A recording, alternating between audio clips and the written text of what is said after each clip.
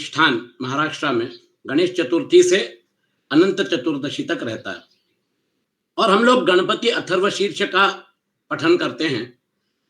और गणपति अथर्वशीर्ष जो है वो निर्गुण निराकार और सगुण निराकार जो है, सगुण साकार तो भगवान कृष्ण भगवान राम आपके सामने हैं, तो सगुण निराकार और सगुण निर्गुण निराकार की वो उपासना है। हमारे यहाँ गणपति अथर्वशीर्ष जो हम लोग बोलते हैं, तो वो जो समग्र ब्रह्म है, उस समग्र ब्रह्म का वो जो भाग है, तो आपके लिए सगुण साकार जो है वो तो आपके सामने मूर्ति रूप में ही अभी उपलब्ध है, लेकिन सगुण निराकार और निर्गुण निराकार की साधना जो हमको करनी पड़ती है, उसके लिए हम किसी मंत्र को या किसी देवता को स्वीकार करते हैं। और महाराष्ट्र में गणपति का जो है बहुत, जैसे बंगाल में देवी का है, वैसे महाराष्ट्र में गणपति का बहुत जबरदस्त प्रचलन है। और गणपति अथर्वशीर्ष जो है समग्र ब्रह्म का वो जो भाग है, सगुण निराकार और सगुण और निर्गुण निराकार, इसकी उपासना है। कहने का तात्पर्य यह है कि भगवान गणेश जो है वो बुद्धि की देवता है और हम सब जो है उनकी आराधना कर रहे हैं। ये जो महत तत्व जो है, वो महत तत्व में दो चीजें, महत और सूत्र। सूत्र जो है वो क्रिया प्रदान है, महत जो है वो बुद्धि प्रदान।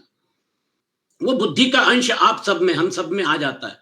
और इसलिए आगे जो राजसिक अहंकार, तामसिक अहंकार और सात्विक अहंकार, ये जो तीन एस्पेक्ट आते हैं जिसकी वजह से ये सृष्टि का पूरा संचालन हो रहा है, तो वो तीन अहंकार जो है उसमें महत में जो भी इंग्रेडिएंट्स है वही डिस्ट्रीब्यूट होके आपके सामने आते हैं। तो चूंकि अभी गणेश वंदना हुई और गणपति का आशीर्वाद लेके हम आज का सत्र शुरू करते हैं। और आज मैं आपके सामने जो 15वें अध्याय का जो निचोड़ भगवान कृष्ण ने बताया था, उस निचोड़ को हम हमारे हिसाब से अभी उसका विश्लेषण करेंगे। और मैं आपको थोड़ा बहुत वहां पर भी लेके जाऊंगा जहां पर आपके लिए इस 15वें अध्याय के बाद आपका जो आगे का जो प्रवास रहेगा उसमें तत्व चिंतन का भाग कम हो जाएगा और प्रैक्टिकल मतलब एप्लीकेशन जो है वो ज्यादा रहेगा। तो आपको, आप सबको स्क्रीन दिख रही है? हाँ, दिख रही। हाँ, दिख रही। चलिए तो आज का सत्र शुरू करते हैं। हाँ, अभी हम लोग 15वें अध्याय के आखिर का पड़ाव जो है वहां तक पहुंच गए। और अभी जो श्लोक है 16वां श्लोक, उसके पहले का जो हमने पोर्शन कवर किया उसमें हमने देखा संसार, जीवात्मा और बाद में परमात्मा, इन तीनों, क्योंकि हमारा जो अस्तित्व है उसमें जीव, जगत और ब्रह्म, इन तीनों को लेकर ही हमारा सारा तत्व चिंतन चलता है। और अभी जो परमात्मा के बारे में जो वर्णन हुआ, पहले के 3 श्लोकों में भगवान ने प्रभाव और क्रिया रूप से अपनी विभूतियों का वर्णन किया। और इस श्लोक में 15वें श्लोक में वो क्या बोलते हैं, 15वां श्लोक जो है वहां पर उन्होंने इंडिकेशन दे दिया कि मैं कहां हूं और मैं कैसा हूं। तो विभूतियों का वर्णन किया, पर प्रस्तुत श्लोक में स्वयं अपना वर्णन करते हैं। तो आपके लिए इस अध्याय में 2 महत्वपूर्ण श्लोक हैं। इस 15वें श्लोक में भगवान बता रहे हैं आपको कि मैं कहां हूं, मैंने आपको कहां पर ढूंढना है, ये उन्होंने बिल्कुल क्लियर कर दिया। ये देखिए, भगवान आपको बता रहे हैं और उस बात को बिल्कुल आप गांठ बांध के आप अपने आगे का प्रवास चालू रखिए तत्व चिंतन का। अहम च सर्वस्य हृदि सन्निविष्टः, मैं ही संपूर्ण प्राणियों के हृदय में स्थित हूं। तो हमें भगवान को कहां ढूंढना है? हमें भगवान को अंतरतम में ढूंढना है। तथा च मत्तः स्मृति ज्ञानम च अपोहनम, तथा मुझसे ही स्मृति, ज्ञान और अपोहन। हमारे मन में जो शंका कुशंका आती है, हमारे मन में जो ज्ञान साधना की जो ललक है, और वो जो स्मृति है, जो स्मृति हम लोग मतलब विस्मृति हो गई थी कि हम कौन है, तो मत्तः स्मृति ज्ञानम अपोहनम, आपके शंका कुशंकाएं दोष, इसका निवारण करने की जिम्मेवारी परमात्मा की होती है। जब आप भक्ति भाव से, आगे भगवान बताएंगे, भक्ति भाव से उनके शरण चले जाते हैं।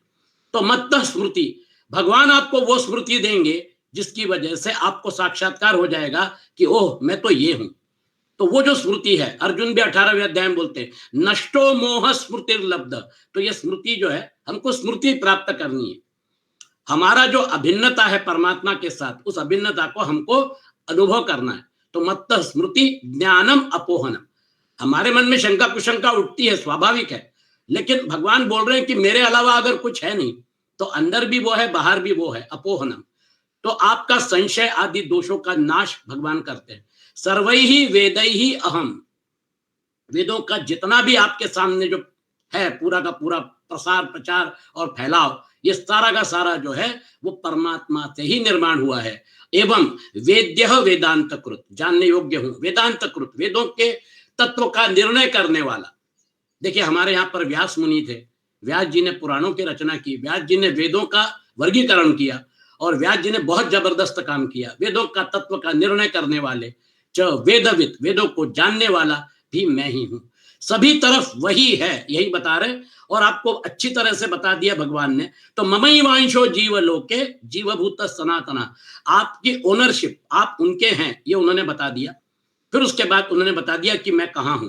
तो आपका सारा का सारा जो तत्व चिंतन है, शास्त्र का जो चिंतन है, वो आपके सामने भगवान ने बता दिया, निचोड़ आपके सामने बता दिया। अब हम इसके आखिरी मुकाम तक पहुंचते हैं। यहां पर आपको 7वें अध्याय जो है, 7वें अध्याय में जो भगवान ने कुछ बातें बोली थी, उसके साथ आपको कोरिलेट करना पड़ेगा, क्योंकि 7वां अध्याय जो है वह तत्व चिंतन की शुरुआत है। ज्ञान विज्ञान योगो नाम 7वां अध्याय बोला जाता है। वहां पर इस ब्रह्मांड का ज्ञान और विज्ञान आपके सामने। तो 7वां, 8वां, 9वां, 10वां, 11वां में विश्वरूप दर्शन, 12वां में भक्ति, 13वां, 14वां, 15वां, ये पूरा का पूरा जो है ये भगवत गीता का टेक्निकल पोर्शन, ये तत्व चिंतन का भाग है। अगर ये पोर्शन आपको समझ में आ गया तो फिर आपको भगवत गीता का सार समझ में आ गया। बाकी फिर कर्म योग है, ज्ञान योग है, ध्यान योग है, भक्ति योग 12वें अध्याय में, 9वें अध्याय में भी भक्ति योग है। तो आपके लिए रास्ते भी बता दिए और आपके लिए तत्व चिंतन का भी भाग बता दिया। तो इस श्लोक में भगवान ने इसी अध्याय के पहले श्लोक से 15वें श्लोक तक 3 प्रकरणों में क्रमशः संसार, जीवात्मा और परमात्मा का विस्तार से वर्णन किया। अब उस विषय का उपसंहार करते हुए आगे के 2 श्लोकों में उन तीनों को क्रमशः क्षर, अक्षर और पुरुषोत्तम नाम से स्पष्ट वर्णन करेंगे। द्वाविमौ पुरुषौ लोके क्षरश्चाक्षर एव च, क्षरः सर्वाणि भूतानि कूटस्थोक्षर उच्यते। लोके क्षरः च अक्षरः, इस संसार में क्षर और अक्षर, क्षर मतलब नाशवान और अक्षर मतलब अविनाशी। इमौ द्वौ एव पुरुषौ, ये 2 प्रकार के ही पुरुष हैं। सर्वाणि भूतानि क्षर, क्षर क्या है? सर्वाणि भूतानि क्षर, संपूर्ण प्राणियों के शरीर क्षर है। च कूटस्थः अक्षरः उच्यते, और जीवात्मा अक्षर कहा जाता है। तो क्षर और अक्षर 7वें अध्याय में क्या बोलते हैं? अपरा और परा। तो क्षर जो है वो अपरा है और अक्षर जो है वो परा प्रकृति है। वहां पर प्रकृति के रूप में द्वैत है, यहां पर पुरुष के रूप में द्वैत है। द्वाविमो पुरुषौ लोके, यहाँ लोके पद के संपद को संपूर्ण संसार का वाचक समझना चाहिए। और इसी अध्याय के 7वें श्लोक में उन्होंने जीव लोके ये पद से इसको संबोधित किया था। इस जगत में देखिए, इसको थोड़ा अच्छी तरह से मतलब समझ लीजिए, क्योंकि ये आपके गहन चिंतन का विषय रहेगा। इस जगत में 2 विभाग जानने में आते हैं, शरीर आदि नाशवान पदार्थ जड़ और अविनाशी जीवात्मा चेतन। जैसे विचार करने पर स्पष्ट प्रतीत होता है कि एक तो प्रत्यक्ष दिखने वाला शरीर है और एक उसमें रहने वाला जीवात्मा है। जीवात्मा के रहने से ही प्राण कार्य करते हैं और शरीर का संचालन होता है। जीवात्मा के साथ प्राणों के निकलते ही शरीर का संचालन बंद हो जाता है और शरीर सड़ने लगता है। लोग इस शरीर को जला देते हैं या फिर जमीन में गाड़ देते हैं, अपने अपने संस्कारों, धर्म संस्कारों के हिसाब से उसकी अंतिम क्रिया की जाती है। लोग इस शरीर को जला देते हैं, कारण कि महत्व नाशवान शरीर का नहीं, प्रत्युत उसमें रहने वाले अविनाशी जीवात्मा का है। ये हम लोग हमारी आंखों से, खुली आंखों से रोज देखते हैं। तो जन्म जीवन मृत्यु ये अगर सभी के नसीब में है तो फिर हम भी उसी से बंधे हुए हैं। ये कर्म गति जो है, इस कर्म गति से जो हम बंधे हुए हैं, ये इसको हम नकार नहीं सकते। ये जो फैक्ट है, ये जो मतलब वास्तविकता है, इसको हम नकार नहीं सकते। This fact can not be ignored, कारण कि महत्व नाशवान शरीर का नहीं, प्रत्युत उसमें रहने वाले अविनाशी जीवात्मा का है। तो फिर हमको इस मनुष्य जन्म में अगर हमने हमारे जीव भाव को छोड़कर जीवात्मा का वास्तविक परिचय कर लिया, और फिर उसके बाद जीवात्मा का परिचय होने के बाद जब जीव का सही स्वरूप पता चल गया, तो जीव भाव छूटने के बाद आपने प्रकृति का जो माना हुआ संग है उससे आप विलग हो गए। कारण कि महत्व नाशवान शरीर का नहीं, प्रत्युत उसमें रहने वाले अविनाशी जीवात्मा का है। जब भी आप चिंतन के लिए बैठे, मनन के लिए बैठे, तो इस बात को गांठ बांधकर अपने चिंतन में रखिए कि मैं अविनाशी तत्व को जानना चाहता हूं, मैं विनाशी तत्व से उसमें इंटरेस्टेड नहीं हूं। क्योंकि विनाशी तत्व जो है आज है कल नहीं रहेगा, तो फिर उसके उस क्राइटेरिया पे त्रिकालाबाधित्वम सत, सत की जो व्याख्या की है, जो त्रिकाल से अबाधित है वह सत है। तो फिर त्रिकाल से अबाधित क्या है? हमारा शरीर जो है ये तो कल नहीं, मतलब पहले नहीं था, आज है कल नहीं रहेगा, इसका मतलब ये जो है ये असत है। हमने शरीर से जो भी इकट्ठा किया है ये सब असत है। तो आपका शरीर और आपने जो भी जमा किया है आपका चरितार्थ करने के लिए, ये असत के डायमेंशन में चला गया। तो सत कहां पर है? ये जो खोज है जो हम करते रहते हैं, है ना, असतो मां सतगमय, तमसो मां ज्योतिर्गमय, मृत्योर्मा अमृतम गमय। ये आपके तत्व चिंतन का भाग हमेशा रहना चाहिए, क्योंकि इसी के ऊपर सारी फिलोसॉफी, इसी के ऊपर सारा तत्व चिंतन आधारित है। अभी उसको और थोड़ा एनालिसिस करते हैं। पंच महाभूतों, आकाश, वायु, अग्नि, जल और पृथ्वी से बने हुए शरीर आदि जितने पदार्थ हैं वे सभी जड़ और नाशवान है। पंच रचित अति अधम शरीर, है ना, बने हुए शरीर आदि जितने पदार्थ हैं वे सभी जड़ और नाशवान है। प्राणियों के प्रत्यक्ष देखने में आने वाले स्थूल शरीर, स्थूल, अभी हाँ ये महत्वपूर्ण है, स्थूल शरीर स्थूल समष्टि जगत के साथ एक हैं। वो जो डायनामिक इक्विलिब्रियम है, ठंड के दिनों में हमको गर्म कपड़े पहनने पड़ते हैं, गर्मी के दिनों में हम कूलर लगाते हैं, एसी लगाते हैं। हम, हमारा ये जो शरीर है, ये शरीर बाहर का जो वातावरण है उसके साथ डायनामिक इक्विलिब्रियम में काम करता है। तो ये जो हमारा स्थूल शरीर और समष्टि स्थूल शरीर, जिसको विराट बोलते हैं, परमात्मा का जो स्थूल शरीर है उसको विराट बोलते हैं, उसमें हमारा सारा व्यवहार चलता रहता है। फिर उसके बाद सूक्ष्म लेवल पे आते हैं 10 इंद्रियां, 5 प्राण, मन और बुद्धि, इन 17 तत्वों से युक्त सूक्ष्म शरीर सूक्ष्म समष्टि जगत के साथ एक है, जिसको हिरण्यगर्भ बोलते हैं। तो वो जो है वहां पर आपका सूक्ष्म शरीर समष्टि सूक्ष्म शरीर के साथ डायनामिक इक्विलिब्रियम में काम करता है। इसलिए कई बार क्या होता है, आप जब स्वप्न देखते हैं तो स्वप्न में आपको कोई मतलब योगी महात्मा या आपके इष्ट देव जो है वो दर्शन दे देते हैं, और आपको जो भी मार्गदर्शन देना है वो मार्गदर्शन दे के और वो अंतर्धान हो जाते हैं। आप बोलते हैं ऐसा कैसे हो गया? अचानक आपके सामने प्रकाश आया और फिर आपको बताया और वो गायब हो गए। आप उस डायमेंशन के साथ, क्योंकि आपका क्या हो गया उस समय, शरीर विश्राम कर रहा है, शरीर विश्राम कर रहा है मतलब इंद्रियां विश्राम कर रही हैं, लेकिन मन हाइपर एक्टिव हो गया, क्योंकि मन को इंद्रियों से कोई सेंस डेटा नहीं मिल रहा है। इसलिए मन की पूरी क्षमता जो है वो आपको स्वप्नावस्था में आपको मतलब उसकी प्रस्तुति होती है। और स्वप्नावस्था जो है वो स्वप्नावस्था आपके सूक्ष्म शरीर का डायमेंशन, एक्टिव डायमेंशन स्वप्नावस्था है।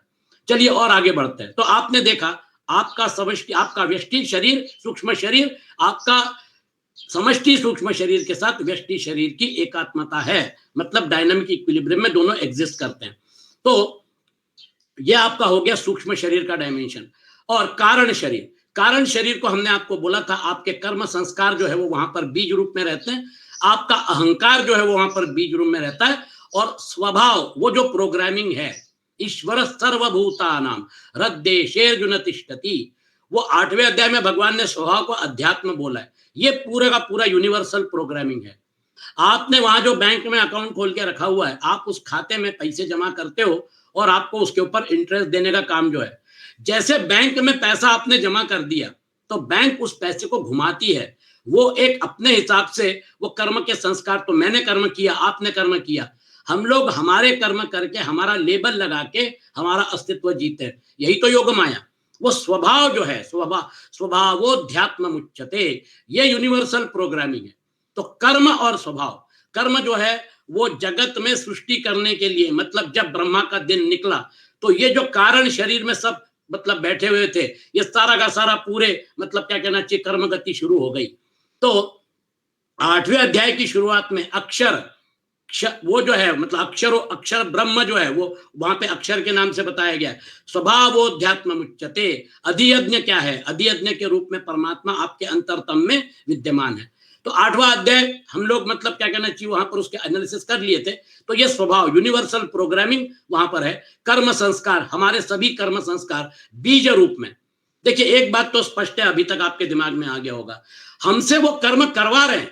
ईश्वर जो है वो खुद संचालन कर रहे हैं विश्व का, ब्रह्मांड का, और ईश्वर का ही एक अंश जो है वो हमारे थ्रू काम कर रहा है। तो हम क्या बोलते हैं कि यह काम हमने किया है? नहीं, उन्होंने हमसे करवाया है।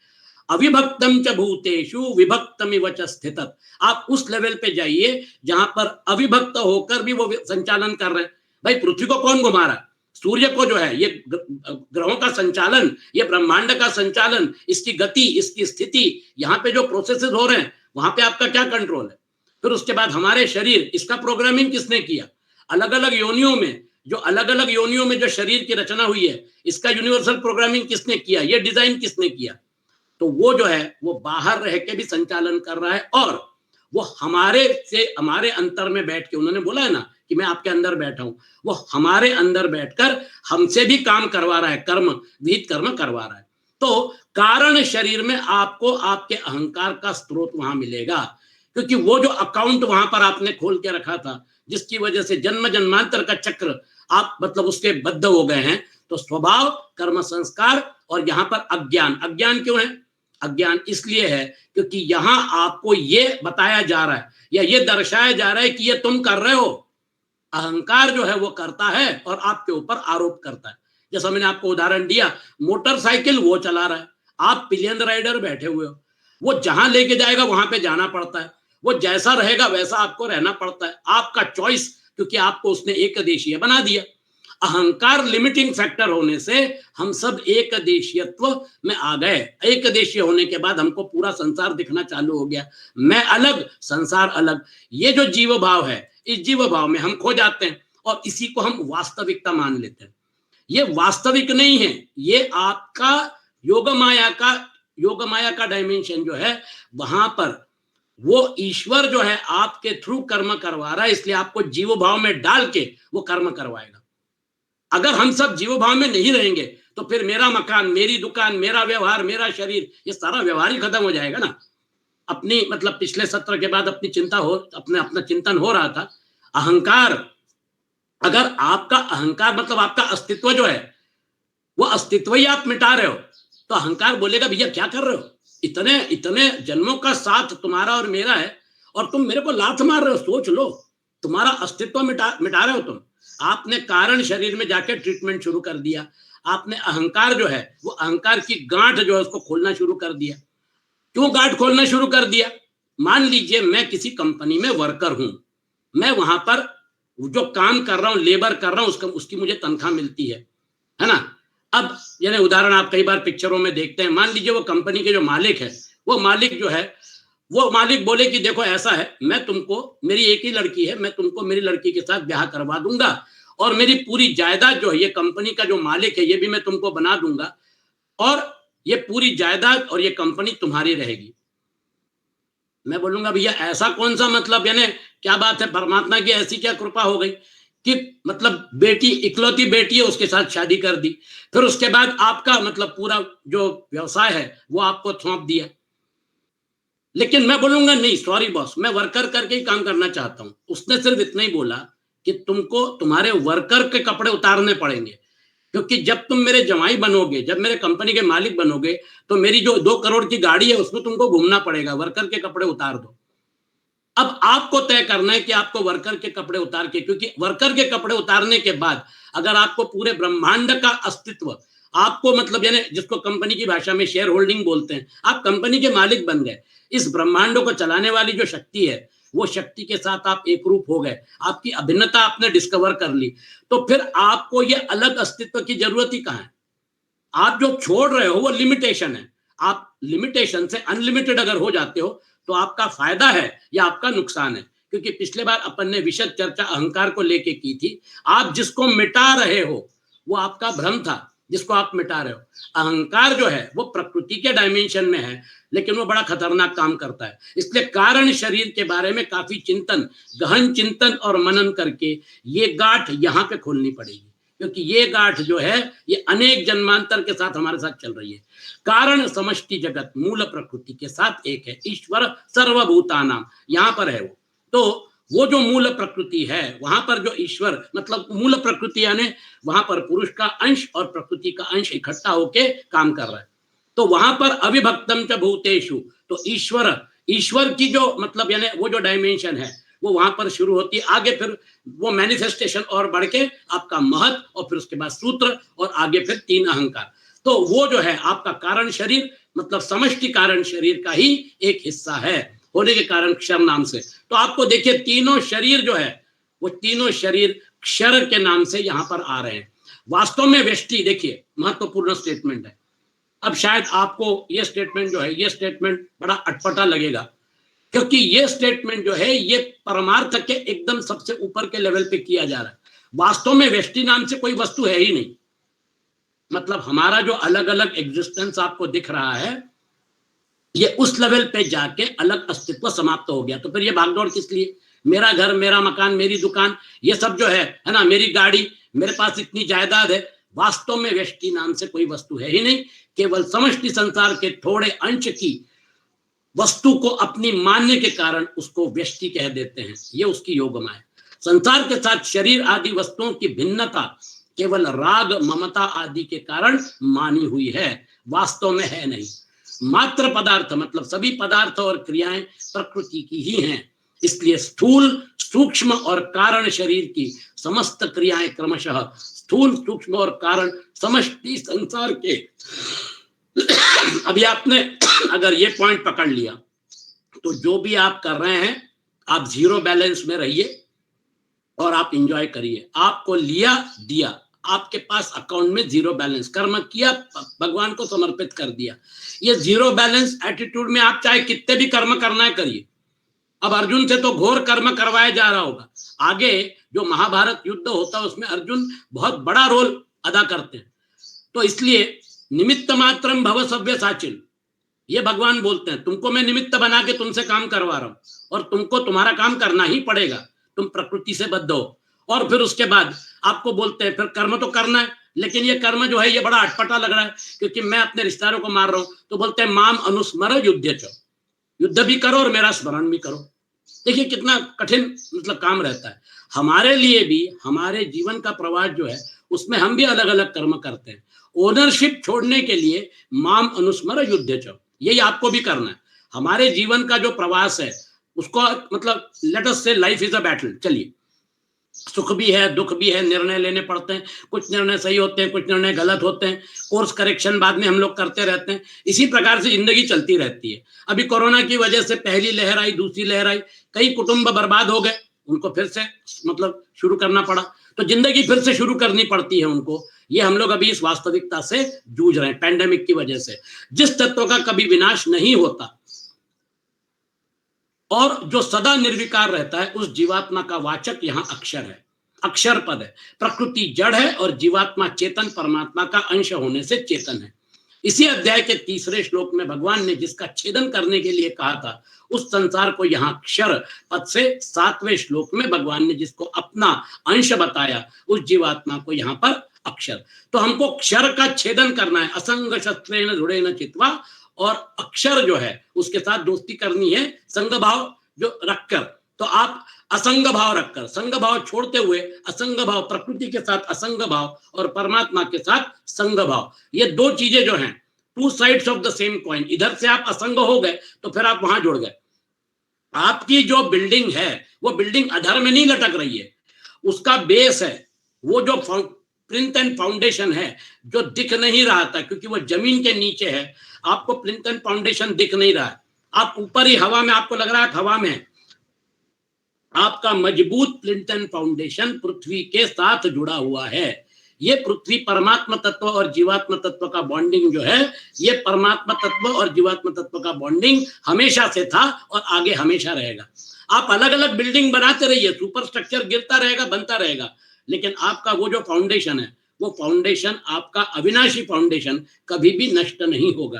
तो हमारा अधिष्ठान में जो फाउंडेशन है वो फाउंडेशन हमेशा रहता है। तो फिर आपके लिए 7वें अध्याय में 4थे से 6ठे श्लोक तक वो अपरा प्रकृति मतलब क्षर जो है वो अपरा प्रकृति, अक्षर मतलब परा प्रकृति और पुरुषोत्तम मतलब अहम। वहां पे उन्होंने जिस प्रकार से वर्णन किया है 8वें अध्याय में अधिभूत और कर्म ये क्षर में आते हैं, अध्यात्म और अधिदैव जो है ये अक्षर में आते हैं। फिर उसके बाद पुरुषोत्तम जो है ब्रह्म और अधियज्ञ, अधियज्ञो हमें वात्र, मैं आपके अंदर अधियज्ञ के रूप में अवस्थित हूं, 8वें अध्याय में भगवान बोलते हैं। फिर उसके बाद 13वें अध्याय में क्षेत्र और क्षेत्रज्ञ, और फिर उसके बाद क्षेत्रज्ञ माम विद्धि, तो माम परमात्मा अपने आप को वहां इंडिकेशन दे रहा है। महद ब्रह्म 14वें अध्याय में महद ब्रह्म और योनि, वहां आपको उन्होंने क्या किया, उस महद ब्रह्म में गर्भाधान किया, तो गर्भ और बीज, तो और फिर उसके बाद अहम और पिता। भगवान आपको 7वें 8वें 13वें 14वें अध्याय में हिंट दे रहे हैं कि पुरुष मतलब यानी जीवात्मा, परमात्मा और प्रकृति मतलब जगत, इनका क्या रिलेशन है। तो पुरुष, प्रकृति और परमात्मा, इन तीनों का रिलेशन भगवत गीता में अलग अलग ढंग से चर्चा में आया है, और 15वां अध्याय जो है उसमें विशेष माना जाता है, क्योंकि यहां पर भगवान ने एक ही अध्याय में इन सारी चीजों का उहापोह कर दिया। क्षरः सर्वाणि भूतानि, इसी अध्याय के आरंभ में जिस संसार वृक्ष का स्वरूप बताकर उसका छेदन करने की प्रेरणा की गई थी, उसी संसार वृक्ष को यहाँ क्षर नाम से कहा गया है। यहाँ भूतानि मतलब क्या, प्राणियों के स्थूल, सूक्ष्म और कारण शरीरों का ही वाचक समझना चाहिए। कारण यहाँ भूतों को नाशवान बताया गया है, प्राणियों के शरीर ही नाशवान होते हैं। आप बोलेंगे स्थूल शरीर जो है उसका नाश होता है, समझ में आता है। सूक्ष्म और कारण शरीर जो उसका नाश कहाँ होता है, उसका नाश हमको करना पड़ेगा। जब हम गांठ वो खोलेंगे वहां पर जाकर, वो जो है वो गांठ जब खुलेगी, छिद्यंते हृदय ग्रंथि, है ना, वो ग्रंथि हमको खोलनी पड़ेगी। क्षीयंते चास्य कर्माणि, फिर वहां पे कर्म की गांठ खुल जाएगी। तो वो भिद्यंते सर्व संशया, उपनिषदों में बोला है। तो हृदय ग्रंथि जो है उसको, उसका छेदन करना पड़ेगा, उसकी गांठ खोलनी पड़ेगी। तो आपके लिए वो जो डायमेंशन है, उस डायमेंशन में आपको ही हथौड़ा उठाना पड़ेगा, आपको ही वहां पर प्रयोग करना पड़ेगा। ये परमात्मा की मदद जो है वो आपको मिलती रहेगी। जब आप उनके शरण में जाएंगे तो फिर मामे वये प्रपद्यन्ते मायाम एताम तरन्ति थे, अगर आप उनकी शरण में जाएंगे तो फिर उनके लिए 2 मिनट का काम है, आपके लिए पूरी जिंदगी बीत जाएगी। वो गांठ जो है वो खोलने की आपकी तैयारी अगर है तो फिर परमात्मा आपको पूरी मदद कर सकते हैं। अतः यहाँ भूतानि पद जड़ शरीरों के लिए आया है। कूटस्थोक्षर उच्चते, इसी अध्याय के 7वें श्लोक में भगवान ने जिसको अपना सनातन अंश बताया, उसी जीवात्मा को यहाँ अक्षर नाम से कहा गया है, और इसको कूटस्थ बोलते हैं, मतलब अनचेंजिंग। जीवात्मा चाहे जितने शरीर धारण करे, चाहे जितने लोकों में जाए, उसमें कभी कोई विकार उत्पन्न नहीं होता, वह सदा ज्यों का त्यों रहता है, और इसीलिए कूटस्थ कहा जाता है। गीता में परमात्मा और जीवात्मा दोनों के स्वरूप का वर्णन प्रायः समान ही मिलता है। जैसे परमात्मा को कूटस्थ 12वें अध्याय में कहते हैं और 8वें अध्याय में अक्षर के रूप में कहते हैं, ऐसे ही यहाँ 15वें अध्याय में जीवात्मा को भी कूटस्थ और अक्षर कहा गया है। जीवात्मा और परमात्मा दोनों में ही परस्पर तात्विक एवं स्वरूपगत एकता है। चेतन तत्व जो है वो कॉमन एलिमेंट है, वो बॉन्डिंग है। तो तात्विक और स्वरूपगत एकता है। स्वरूप से जीवात्मा सदा सर्वदा निर्विकार ही है, परंतु भूल से प्रकृति और उसके कार्य शरीर आदि से अपनी एकता मान लेने के कारण उसकी जीव संज्ञा हो जाती है, जिसको हम जीव भाव बोलते हैं। नहीं तो अद्वैत सिद्धांत के अनुसार वह साक्षात परमात्मा तत्व ही है। इसलिए तो बार बार हम उसी बात में आ रहे हैं, जीव भाव छोड़ना है। जब जीव भाव छूट जाएगा, द्वैत खत्म हो जाएगा, जीव जगत का द्वैत खत्म हो जाएगा, एक देशीयत्व खत्म हो जाएगा, तो फिर सर्वदेशीयत्व में अहम ब्रह्म अस्मि, और ब्रह्म का जो साक्षात्कार होगा, सर्वम खलविदम ब्रह्म, एक ही तत्व, एक ही आत्म तत्व से पूरा का पूरा ब्रह्मांड ओतप्रोत है। तो फिर ये ग्रह, नक्षत्र, तारे, पृथ्वी, ये सब जो व्यवहार, ये सब कहाँ चला गया, ये सब गायब हो गया। ये जो नानात्व है, ये नानात्व जो भ्रम था योग माया के द्वारा क्रिएटेड, जो व्यवहार के लिए जरूरी था, तो आप अगर मुक्त होना चाहते हैं तो फिर आप अपने हिसाब से मुक्त हो सकते हो जब आप जीव भाव छोड़ देते हो। तो जिसको हम जीव भाव बोलते हैं, इसलिए हम क्या कहते हैं, जीवात्मा आता है जाता है ना, जीवात्मा को जन्म मरण में से जाना पड़ता है। तो जीव भाव जिसको देही बोलते हैं या जीव संज्ञा नहीं, तो अद्वैत सिद्धांत के अनुसार जीव भाव है ही नहीं, आपको उस लेवल पे जाना है। जगत मतलब क्षर और जीव मतलब अक्षर दोनों लौकिक हैं। द्वाविमो पुरुष लोके क्षरश्चाक्षर एवच लोक, और भगवान इन दोनों से विलक्षण अर्थात अलौकिक हैं। उत्तम पुरुषस्त्वन्य आगे आने वाला है। कर्मयोग और ज्ञान योग, ये दोनों योग मार्ग भी लौकिक हैं, क्योंकि ये जो है ये इसकी शुरुआत यहाँ पे होती है। हम कर्म करके और फिर उसके बाद कर्म को अकर्म में कन्वर्ट करके और फिर उसके बाद हम मुक्त हो जाते हैं। ज्ञान योग जो है ये भी यहीं पर शुरू होता है, और हम ये तीनों शरीर का ओनरशिप मैं नहीं कर रहा हूं, गुण कर रहे हैं, इस भावना में अपने आप को डाल के और गुणों को ओनरशिप दे देते हैं, और फिर उसके बाद हम ये पूरा का पूरा जो बंधन है इसमें से छूट जाते हैं। क्षर को लेकर कर्मयोग और अक्षर को लेकर ज्ञान योग चलता है, परंतु भक्ति योग अलौकिक है जो भगवान को लेकर चलता है। 7वें अध्याय में वर्णित अपरा प्रकृति को यहाँ अक्षर नाम से और परा प्रकृति को यहाँ अक्षर नाम से। भक्ति योग जो है वो आपको परमात्मा से, जो आपका विभक्त भाव था वो विभक्त भाव खत्म करके आपको परमात्मा से जोड़ देते हैं। और इसलिए भक्ति योग जो है, इसलिए ज्ञान के बाद भक्ति, कर्म के बाद भक्ति, भक्ति जो है वो कॉमन एलिमेंट है। भक्ति मतलब आपको, तुलसीदास जी ने भी बोला है, सभी ताक बतौर के मेरे पैर से बांधो, और मेरे पैर से जो तुमने ताक बांधी है वो कभी गांठ छोड़ना मत गलती से भी। ये तुलसीदास जी आपको सुंदरकांड में बता रहे हैं। तो भगवान राम जो है वो क्या चाहते हैं, परमात्मा क्या चाहता है, परमात्मा को सोना चांदी ये सब जेवरात ये सब आप उसके सामने जो रखते हैं, मंदिरों में जो चढ़ावा जाता है, हमारी श्रद्धा है इसलिए हम मंदिरों को देते हैं, लेकिन परमात्मा को जो इस दुनिया का मालिक है उसको आप कुछ नहीं दे सकते। वह सिर्फ भक्ति और भाव का भूखा है, बस उसको वही चाहिए। वो अगर आपने दे दिया तो फिर आपको जैसी उपासना करनी है वैसे करिए। उपासना पद्धति जो है वो परमात्मा प्राप्ति के आड़े नहीं आती। परमात्मा प्राप्ति जो है वो डायमेंशन अलग है। अब उस डायमेंशन में जरा देखते हैं अपन कि वहां पे भगवान क्या बोलना चाहते हैं। उत्तम पुरुषस्त्वन्य परमात्मेत्युदारतः यो लोकत्रयमाविश्य बिभर्तव्य ईश्वरः। ये ईश्वर कैसा है? उत्तम पुरुष तो अन्य, उत्तम पुरुष तो अन्य विलक्षण ही है। यह परमात्मा इति उदारतः, जो परमात्मा इस नाम से कहा गया है। अव्ययः ईश्वरः लोकत्रयम् आविश्य बिभर्ति, वो अविनाशी ईश्वर तीनों लोकों में प्रविष्ट होकर सबका भरण पोषण करता है। हमने क्या देखा, वो ईश्वर कैसा है? अविभक्तम च भूतेषु विभक्तमिव च स्थितम। अविभक्त भी है तो वो देखिए पूरा का पूरा संचालन वो कर रहा है, मैनेजमेंट वो कर रहा है, और उसके ही मैनेजमेंट में, उसके ही डायमेंशन में हम लोग भी, हमारा लिमिटेड व्यवहार एक देशीयत्व की वजह से हमारी वो योनि में जो हमारा व्यवहार है, देखिए कुछ चीजें हम कर सकते हैं, कुत्ता बिल्ली नहीं कर सकते, लेकिन कुत्ता बिल्ली जो कर सकते हैं वो हम नहीं कर सकते। आप देखिए शेर को नाइट विजन है, कई प्राणी ऐसे हैं जिनको अंधेरे में दिखता है, हमको नहीं दिखता। तो आप देखिए उनके लिए अंधेरे में दिखना स्वाभाविक है, लेकिन हमको उजाले में ही दिखता है। तो हर एक योनि में लिमिटेशन है, हमारी मनुष्य योनि में भी लिमिटेशन है। आप देखिए कोरोना, एक छोटा सा वायरस जो है वो पूरी मानवता को झकझोर के रख दिया। तो उत्तम पुरुष तो अन्य यह परमात्मा इति उदारता अव्ययः ईश्वरः लोकत्रयम् आविश्य बिभर्ति, वो पूरे के पूरे सभी लोकों में वो मतलब उसका वास है, उसको विद्यमान है। अभी पूर्व श्लोक में क्षर और अक्षर दो प्रकार के पुरुषों का वर्णन करने के बाद भगवान यह बताते कि इन दोनों से उत्तम पुरुष तो अन्य ही है। अन्य मतलब आगे अपन वर्णन देखेंगे। यहाँ अन्य पद परमात्मा को अविनाशी अक्षर जीवात्मा से भिन्न बताने के लिए नहीं है, परंतु उससे विलक्षण बताने के लिए है। इसीलिए भगवान ने आगे 18वें श्लोक में अपने को नाशवान अक्षर से अतीत और अविनाशी अक्षर से उत्तम बताया। देखिए ही इज समथिंग स्पेशल। वो जो है वो नियंता है, वो जो है वो प्रकृति के डायमेंशन का ईश्वर है।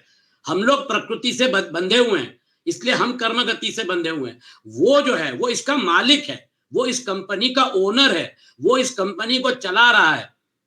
तो वो कंपनी को चलाने वाला जो मालिक है, इसलिए उन्होंने क्या बोला, मैं क्षर से अतीत हूं और अक्षर से उत्तम हूं। उत्तम मतलब स्पेशल, ठीक है। परमात्मा का अंश होते हुए भी जीवात्मा की दृष्टि या खिंचाव नाशवान क्षर की ओर हो रहा है, इसीलिए यहां भगवान को उससे विलक्षण बताया गया। हम लोग क्या है, हम लोग खिलौनों की दुनिया में जी रहे हैं। हमको लगता है कि जो मेरा मकान, मेरी दुकान, मेरा जो व्यवसाय है, ये सब सही है। आप 100 साल का डायमेंशन ले लीजिए, 1000 साल का डायमेंशन ले लीजिए, 10,000 साल का डायमेंशन ले लीजिए, तो फिर आपका जो लिमिटेड अस्तित्व और आपकी लिमिटेड भागदौड़ जो है वो कहाँ गायब हो गई आपको पता नहीं चलेगा। एक जमाने में सिकंदर हिंदुस्तान में आए थे, वो आके गए, है ना, बड़े बड़े मतलब हिटलर हो गए, नेपोलियन हो गए, मुसोलिनी हो गए, उन्होंने बोला मैं दुनिया के ऊपर राज्य करूंगा। ना सिकंदर राज कर पाए, ना हिटलर कर पाए, ना मुसोलिनी कर पाए और ना नेपोलियन कर पाए। अभी भी आप देख रहे हैं आपस में लड़ाई झगड़ा हो रहा है जमीन के टुकड़े के लिए। हम किस दुनिया में जी रहे हैं, वास्तविकता कहां पर है और हम कहां पर है। एक जमाना आएगा जब ये तालिबान इतिहास में जमा हो जाएगा, ये जो आपको प्लेयर दिख रहे हैं ये भी गायब हो जाएंगे। आज भले ही वास्तविकता है, डायमेंशन बढ़ा दीजिए 10,000 साल, 20,000 साल, तब आपको पता चलेगा कि हमारा जो अस्तित्व है वो सिर्फ एक मतलब जिसको कहते हैं ना बुलबुला रहता है समुंदर में पानी के ऊपर, उस प्रकार का हमारा अस्तित्व है। ये सारा का सारा भागदौड़ जो है, ये सारी की सारी मैं मेरा ये सब दुनिया भर का जो है ये अपने आप समाप्त हो जाता है। जब आपका चित्त जो है वो शांत हो जाता है और चित्त शुद्ध हो जाता है तो फिर वो जो डायमेंशन है वो आपके सामने खुल जाता है। भगवान आपको उसी डायमेंशन में ले जाने की कोशिश कर रहे हैं और इसलिए वो बोलते हैं परमात्मेत्युदारता, उस उत्तम पुरुष को ही परमात्मा नाम से कहा जाता है। परमात्मा शब्द निर्गुण का वाचक माना जाता है, जिसका अर्थ परम श्रेष्ठ आत्मा अर्थात अथवा संपूर्ण जीवों की आत्मा। सर्वभूतात्म भूतात्मा भी शब्द आया है 6ठे अध्याय में, ठीक है, अथवा संपूर्ण जीवों का आत्मा। इस श्लोक में परमात्मा और ईश्वर दोनों शब्द आए हैं, जिसका तात्पर्य है कि निर्गुण और सगुण सब एक पुरुषोत्तम ही है। वो जो है निर्गुण और सगुण को अलग अलग करने के फेर में मत रहिए, वो एक ही डायमेंशन, जैसा मैंने आपको बोला था, एक ही इलेक्ट्रोमैग्नेटिक स्पेक्ट्रम है। वो इलेक्ट्रोमैग्नेटिक स्पेक्ट्रम में इंफ्रारेड है, विजिबल रेंज है, विबग्योर जिसको बोलते हैं, और फिर उसके बाद आपका अल्ट्रावायलेट है, लेकिन एक ही इलेक्ट्रोमैग्नेटिक स्पेक्ट्रम में ये सारा व्यवहार हो रहा है। आप उसको अलग अलग आपके व्यवहार के लिए कर सकते हो। अभी हमारा जो अस्तित्व है ये सगुण निराकार के डायमेंशन में चल रहा है, ठीक है। ये सगुण निराकार का डायमेंशन हम रहेंगे तो भी है और हम नहीं रहेंगे तो भी चलता रहेगा, ये उसकी इच्छा से चलेगा, इसका कंट्रोल हमारे पास नहीं है। तो ये बात आप याद रखिए और आपके लिए आगे हम बढ़ते हैं।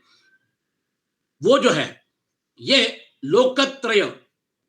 लोकत्रयम आविश्य बिभर्तव्ये ईश्वरः, वह उत्तम पुरुष परमात्मा तीनों लोकों में अर्थात सर्वत्र समान रूप से नित्य व्याप्त है। सर्वलोक मतलब भू भुव स्वः महा जन तप सत्यम ब्रह्मलोक, ये सारे के सारे लोक जो है, ये सारे के सारे लोकों की रचना, इसकी व्यवस्था, इसका संचालन, ये पूरा का पूरा ईश्वर के रूप में कंडक्ट हो रहा है।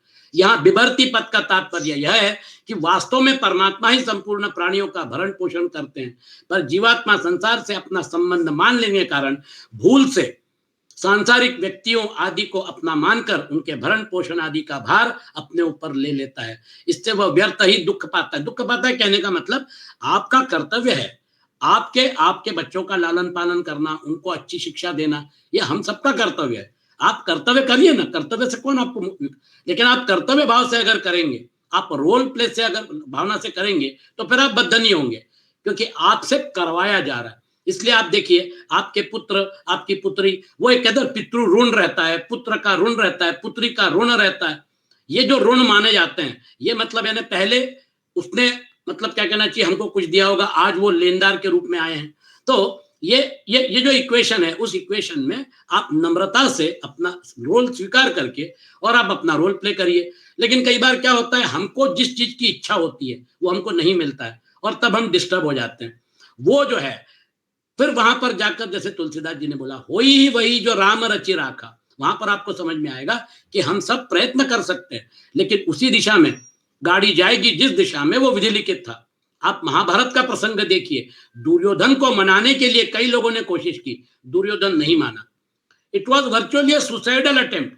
इंद्रप्रस्थ छोड़ देता तो महाभारत का युद्ध नहीं होता, और क्या चाहिए था। लेकिन आखिर तक इंद्रप्रस्थ को पकड़ के बैठा, ना इंद्रप्रस्थ मिला और उसका मतलब है उसका अंत भी हो गया दुर्योधन का। उसमें भगवान को अव्यय कहने का तात्पर्य है कि संपूर्ण लोगों का भरण पोषण करते रहने पर भी भगवान का कोई व्यय खर्चा नहीं होता, अर्थात किसी तरह की किंचन मात्र भी कमी नहीं आती, वे सदा ज्यों के त्यों रहते हैं। ये जो है ये विज्ञान भी रियलाइज कर रहा है कि एनर्जी जो है, energy can neither be created not destroyed.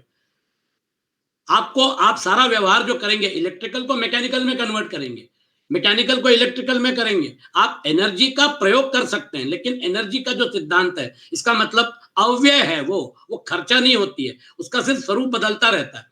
ईश्वर शब्द जो है वो सगुण का वाचक माना जाता है, जिसका अर्थ शासन करने वाला है।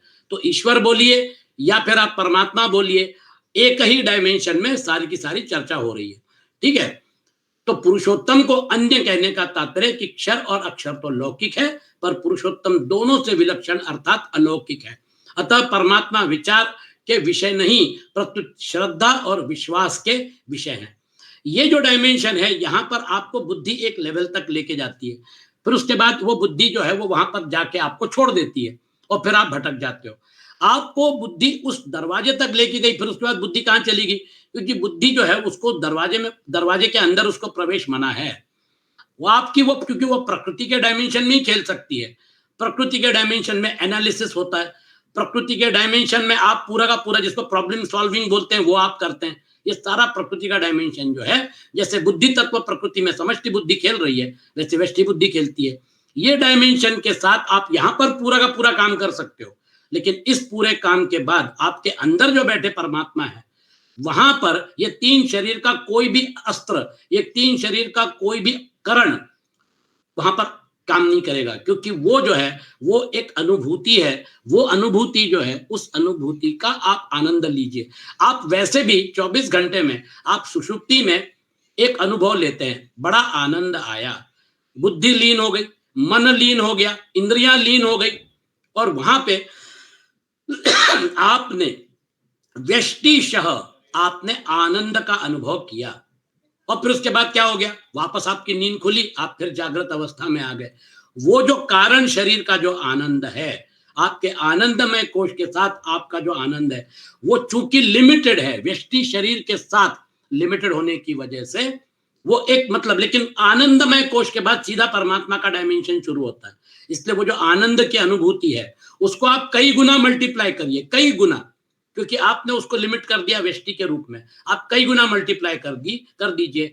तो अगर आपका लिमिटेड आनंद जो है वो कैसे होगा, समष्टि आनंद जो है, समष्टि का जो आनंदमय कोश है वो कैसे होगा, इसका आप मतलब अनुमान लगा सकते हैं। इसलिए एक बात याद रखिए, जैसे जैसे आपकी साधना बढ़ती जाती है, आप परमात्मा के करीब जाते हैं, इसका मतलब ये नहीं कि आपका सब चला गया। इसका मतलब यही है, वहां पर जाने के बाद आपको परम सुख, परम शांति, वो जो सौभाग्य है कि आप उसका आनंद ले रहे हैं। इसलिए फिर आपको बाकी ये सारे के सारे जो व्यवहारिक आनंद है उसके आपकी रुचि खत्म होती जाती है, और फिर आप इससे असंग होते रहते हैं। देखिए, कुछ मिल रहा है ना, इसलिए ये छोड़ने की इच्छा होती है।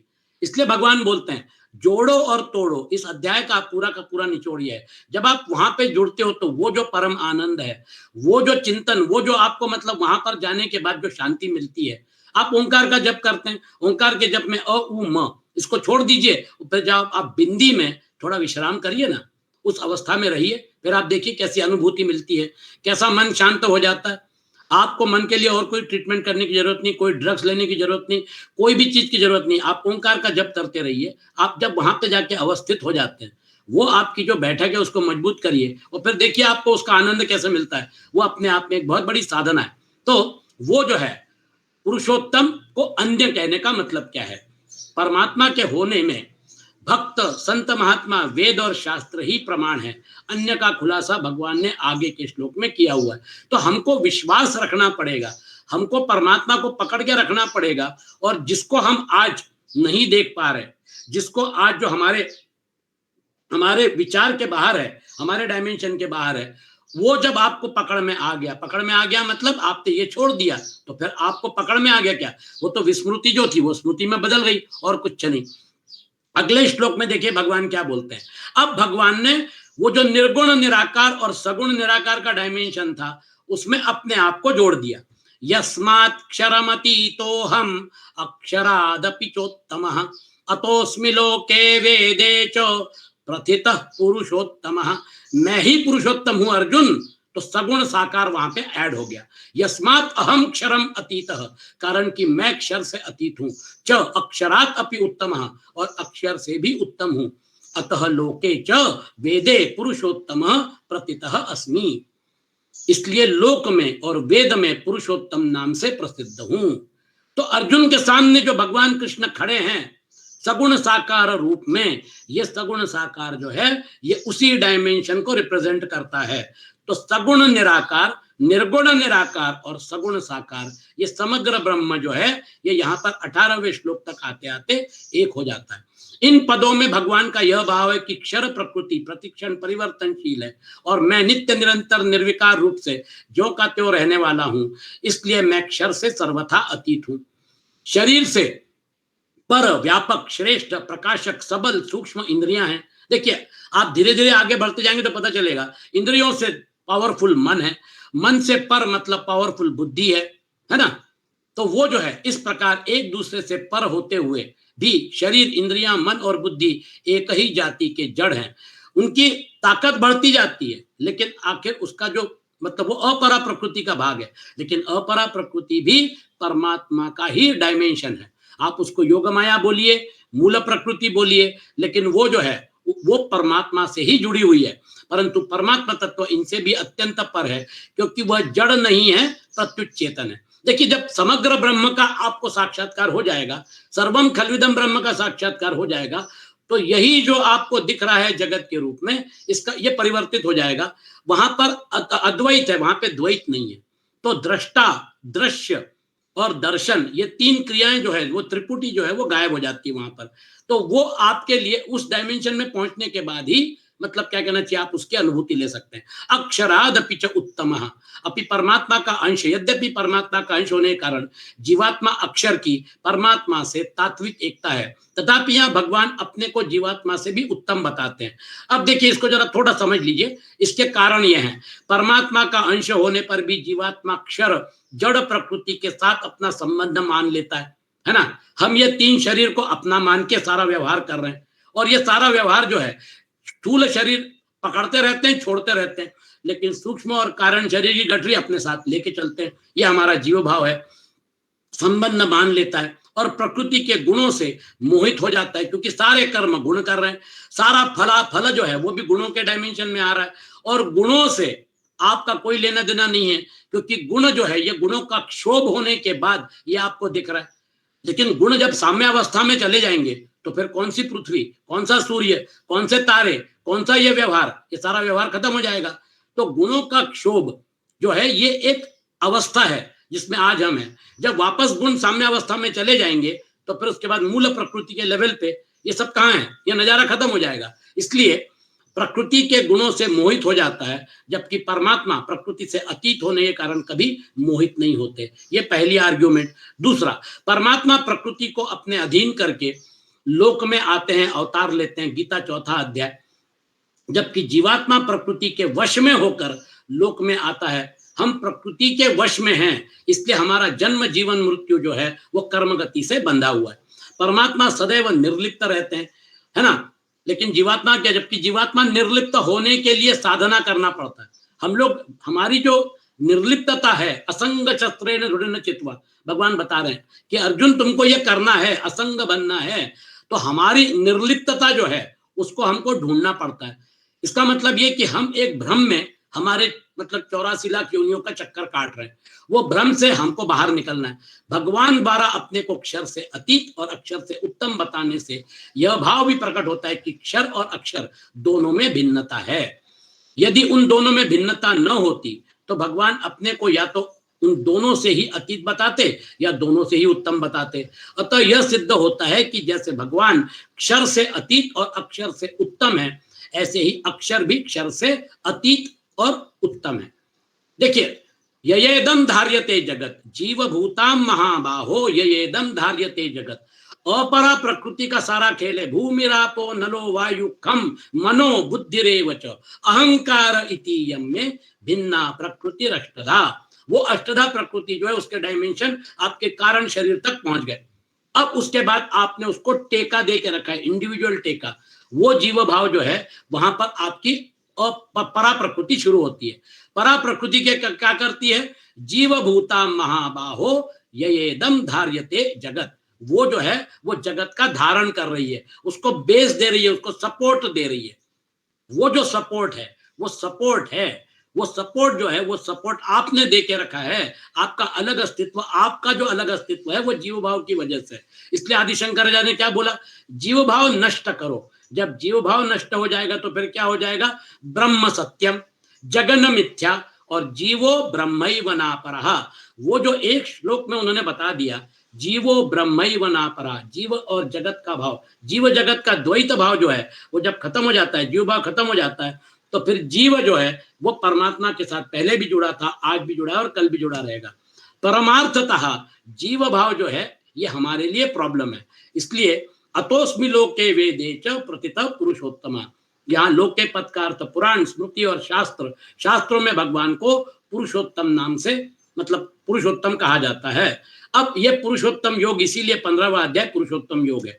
पूर्व श्लोक में भगवान ने कहा था कि क्षर और अक्षर दोनों से उत्तम पुरुष तो अन्य ही है। यह उत्तम पुरुष कौन है, इसको बताते हुए भगवान इस रहस्य को प्रकट करते हैं कि वह उत्तम पुरुष मैं ही हूं। सगुण साकार आ गया, निर्गुण निराकार, सगुण निराकार और सगुण साकार। अब भगवान कृष्ण मैं के रूप में अर्जुन को उद्बोधन कर रहे हैं। 15वें अध्याय में भगवान ने पहले क्षर संसार वृक्ष का वर्णन किया, फिर उसका छेदन करके परम पुरुष परमात्मा के शरण अर्थात संसार से अपनापन हटाकर एकमात्र परमात्मा को अपना मानने की प्रेरणा की, फिर अक्षर जीवात्मा को अपना सनातन अंश बताते हुए उसके स्वरूप का वर्णन किया। उसके बाद भगवान ने 12वें से 15वें श्लोक तक अपने प्रभाव का, अपनी विभूतियों का वर्णन किया। यहाँ पर 13 विभूतियों का वर्णन आया है 15वें अध्याय में। अपने प्रभाव का वर्णन करते हुए बताया कि सूर्य, चंद्र और अग्नि में मेरा ही तेज है। मैं ही पृथ्वी में प्रविष्ट होकर अपनी शक्ति से चराचर सब प्राणियों को धारण करता हूँ। मैं ही अमृत में चंद्र के रूप में संपूर्ण वनस्पतियों को पुष्ट करता हूँ।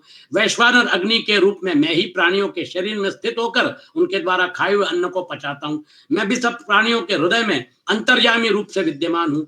मेरे से ही स्मृति, ज्ञान और अपोहन, अपोहन मतलब भ्रम, संशय और दोषों का नाश होता है।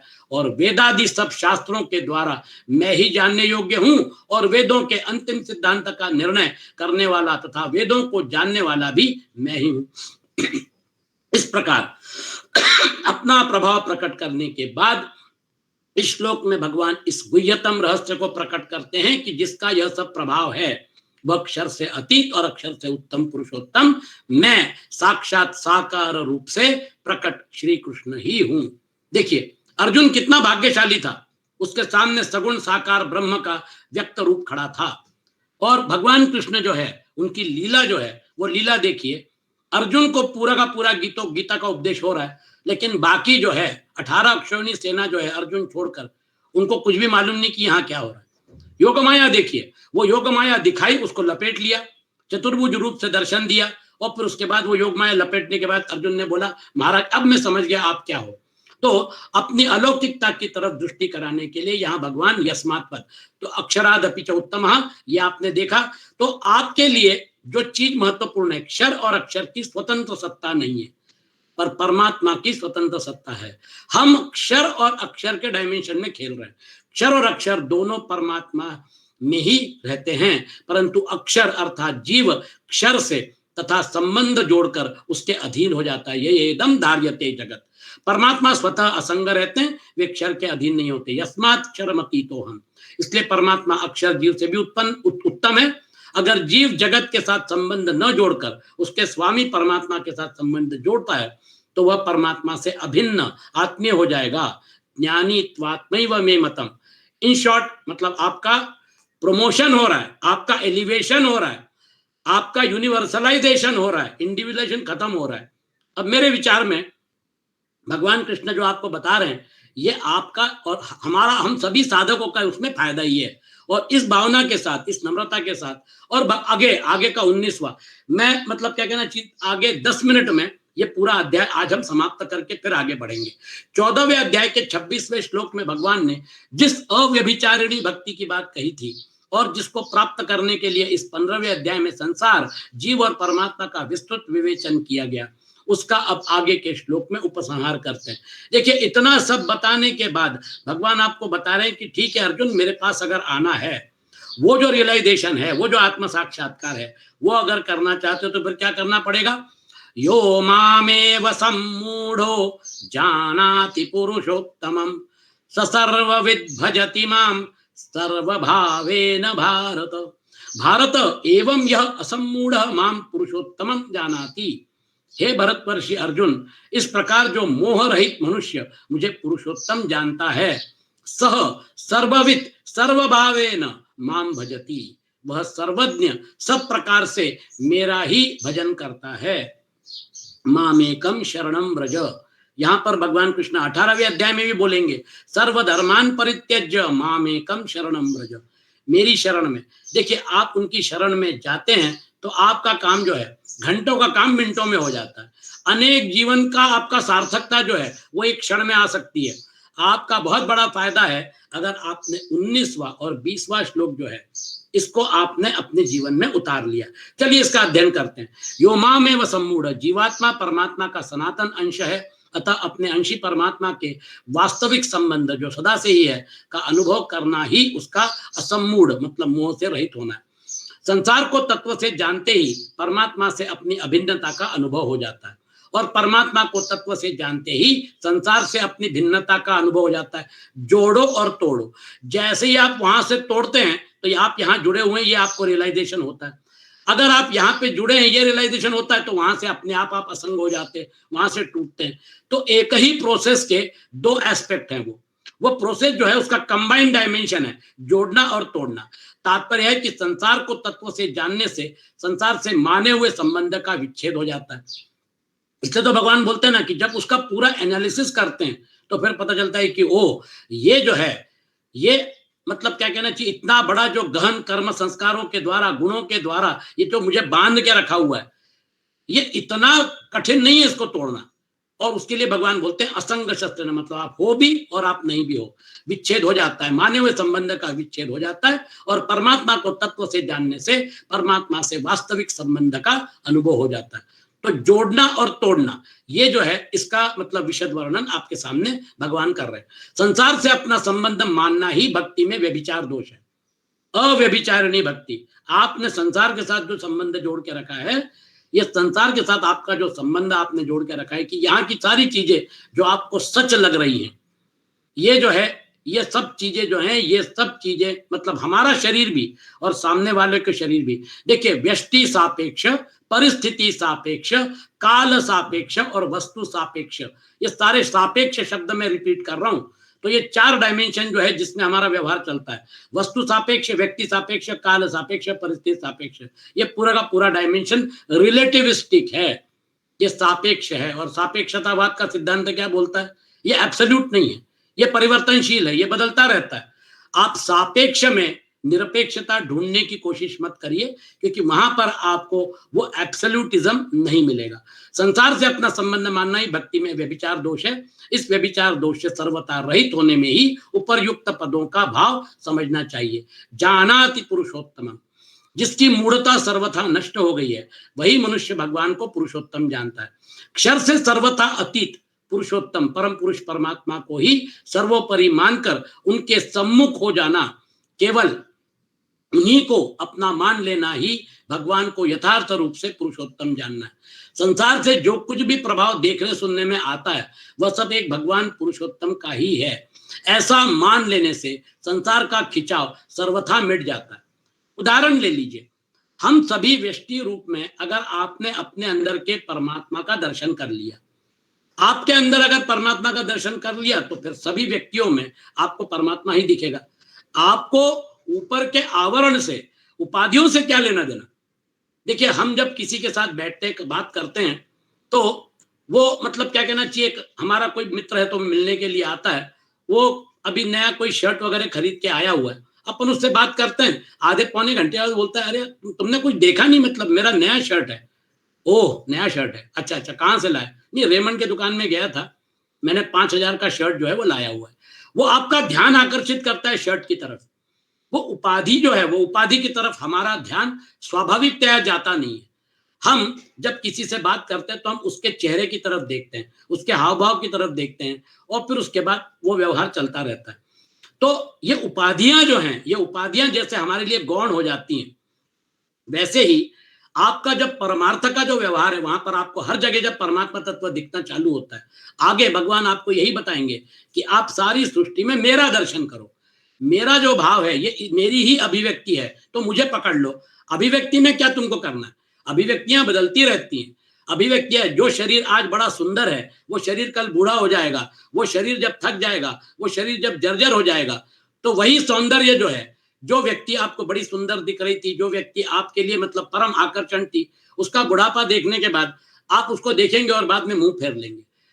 व्यक्ति तो वही है लेकिन परिवर्तन हो गया। तो ये जो है, ये सब चीज, ना किसी का मतलब धन, आपका मतलब मान, आपका सम्मान, आपका सौंदर्य, ये सारा का सारा आज है कल नहीं रहेगा। ये अगर फैक्ट है, ये अगर वास्तविकता है, तो फिर इस वास्तविकता को इग्नोर नहीं करना चाहिए। संसार में जो कुछ भी प्रभाव देखने सुनने में आता है वह सब एक भगवान पुरुषोत्तम का ही है। ऐसा मान लेने से संसार का खिंचाव सर्वथा मिट जाता है। यदि संसार का थोड़ा सा भी खिंचाव रहता है तो यही समझना चाहिए कि अभी भगवान के साथ दृढ़ता नहीं हुई है, भगवत भाव पूरी तरह से जागृत नहीं हो। स सर्वविद भजति माम सर्वभावेन भारत। सर्वभावेन, देखिए, जो भगवान को पुरुषोत्तम जान लेता है वह इस विषय में, जिसके अंतःकरण में कोई विकल्प, भ्रम या संशय नहीं रहता, उस मनुष्य के लिए जानने योग्य कोई तत्व शेष नहीं रहता। इसलिए भगवान उसको सर्वविद कहते हैं। आप ज्यादा पढ़े लिखे नहीं है, कोई बात नहीं, आपने पीएचडी नहीं किया है, कोई बात नहीं। हमारे यहाँ जो भक्त संप्रदाय में जो लोग हैं वो कौन से पढ़े लिखे थे? बहुत ज्यादा किताबें कहाँ पढ़ी थी, कौन सी पीएचडी की थी? उन्होंने भगवत भाव जगा के परमात्मा को प्राप्त कर लिया था। भगवान को जानने वाला व्यक्ति कितना ही कम पढ़ा लिखा हो, पढ़ा लिखा क्यों ना हो, वह सब कुछ जानने वाला है, क्योंकि उसने जानने योग्य तत्व को जान लिया। उसको और कुछ भी जानना शेष नहीं। इस ब्रह्मांड का जो मालिक है, इस ब्रह्मांड का जो संचालन करने वाला है, उसके साथ वो एक रूप हो गया, तो फिर ये ब्रह्मांड का ज्ञान उसको होना ही होना है। हमारा जो व्यावहारिक ज्ञान है, ये व्यावहारिक ज्ञान व्यवहार तक सीमित रहता है, लेकिन उसका ज्ञान जो है वो सर्वज्ञ हो जाता है। जो मनुष्य भगवान को पुरुषोत्तम जान लेता है, उस सर्वविद मनुष्य की पहचान यह है कि वह सब प्रकार से स्वतः भगवान का ही भजन करता है।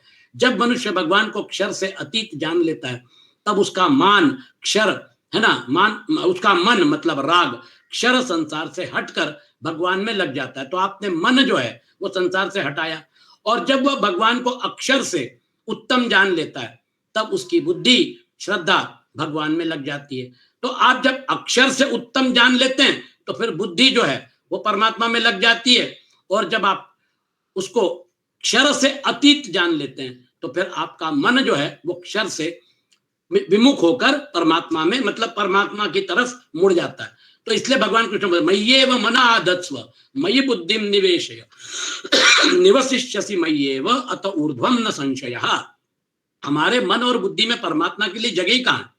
हम तो सारी संसार की, इससे मिलना उससे मिलना, इससे इतने पैसे लेने उसको इतने पैसे देने, हमारा सारा व्यवहार जो है उसी का चिंतन चलता रहता है। मैं भगवान का हूं और भगवान ही मेरे हैं, इस वास्तविकता को दृढ़ता पूर्वक मान लेने से ही स्वतः सब प्रकार से भगवान का भजन होता है।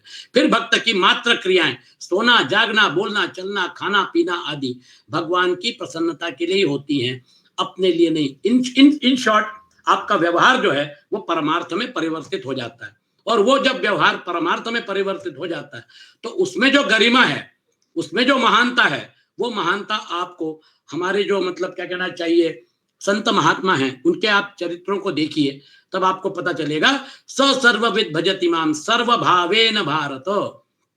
क्षर और अक्षर दोनों ही समग्र भगवान के अंग हैं, अतः इनको जानने वाला मनुष्य सर्वविद नहीं, सर्वविद सर्वज्ञ नहीं होता। जो क्षर से अतीत और अक्षर से उत्तम पुरुषोत्तम को जान लेता है ना, वो जो है उसको सर्वविद कहते हैं। आपका डायमेंशन, आपने प्रकृति का एनालिसिस कर लिया, बहुत अच्छी बात है। आपने जीवात्मा और प्रकृति का संबंध जो है उसको एनालिसिस कर लिया, आपको आगे छलांग लगानी है। जब आप उत्तम पुरुष तक पहुंच गए, पुरुषोत्तम तक पहुंच गए, तो फिर आपका जो सर्च है, आपकी जो साधना है वो सफल हो गई।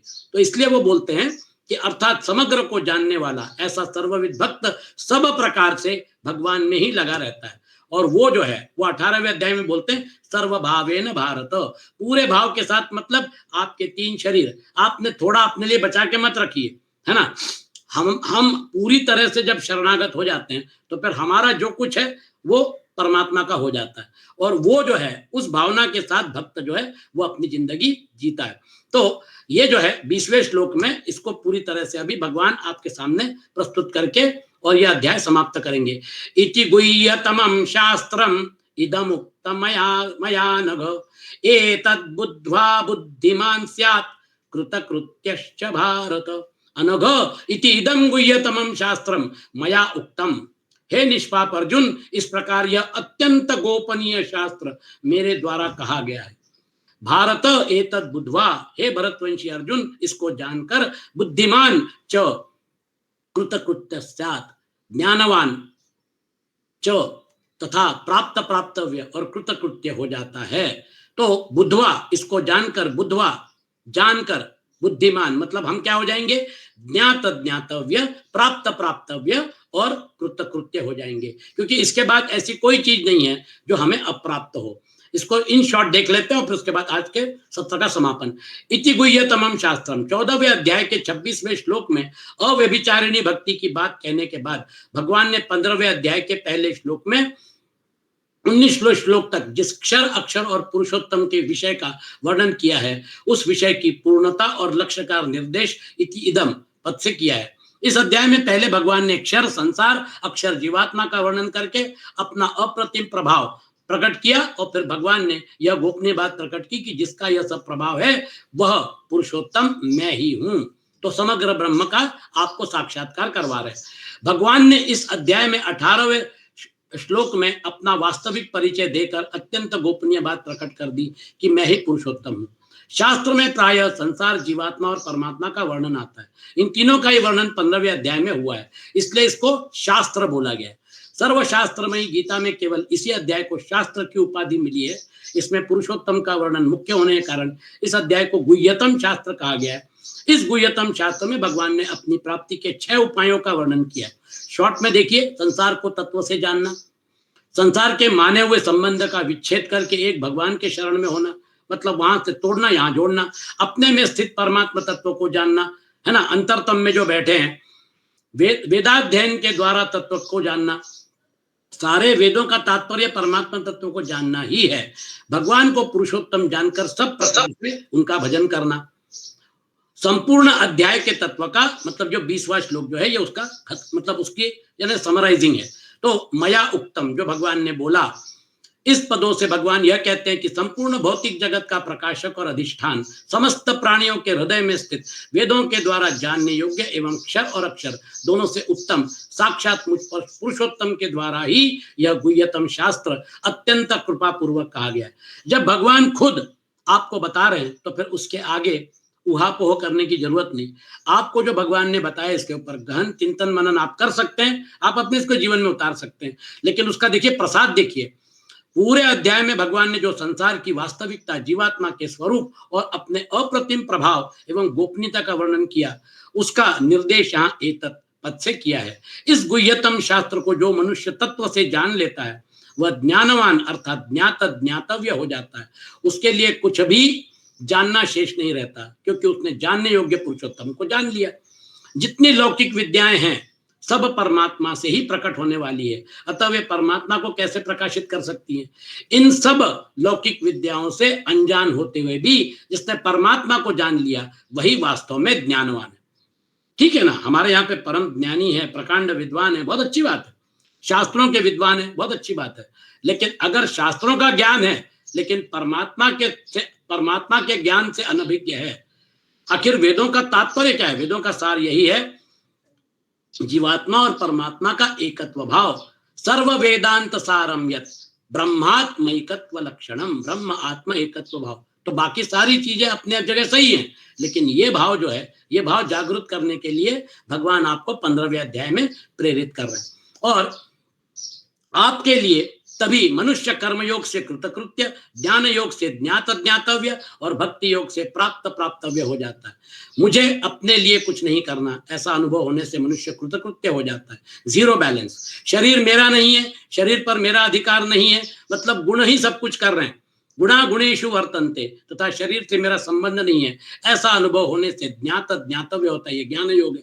और मुझे कुछ नहीं चाहिए, ऐसा अनुभव होने से मनुष्य प्राप्त हो जाता है। ये सब मेरे परमात्मा का ही है और मैं जो हूँ ये परमात्मा का हूँ, मेरे लिए परमात्मा के अलावा कुछ नहीं है।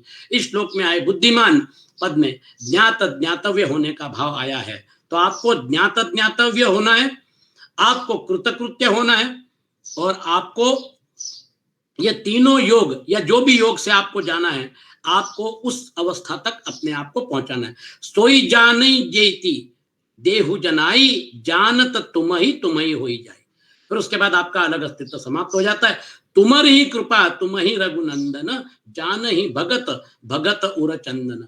ये जो आपका मतलब यानी तुलसीदास जी ने ये जो पूरे अध्याय के जो आखिरी के 3 श्लोक हैं उसका निचोड़ आपके सामने रखा।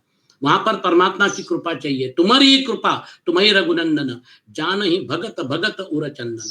और जान ही तुम्हें हो जाए। वो जो है भगवान का होने के बाद फिर आपका अलग अस्तित्व जो समाप्त होता है वो आपका प्रमोशन है, वो आपका एलिवेशन है।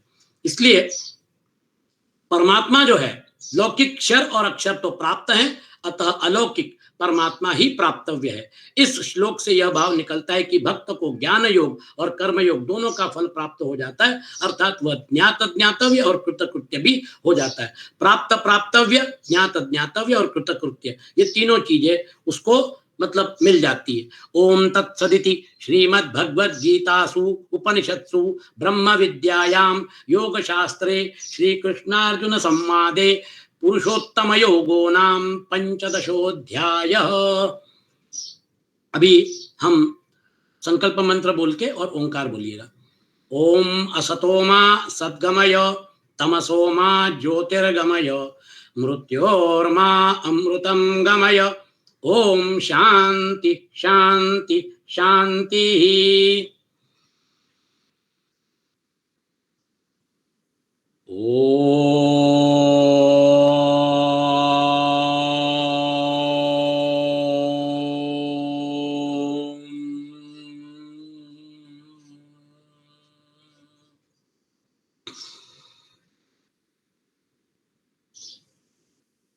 ओम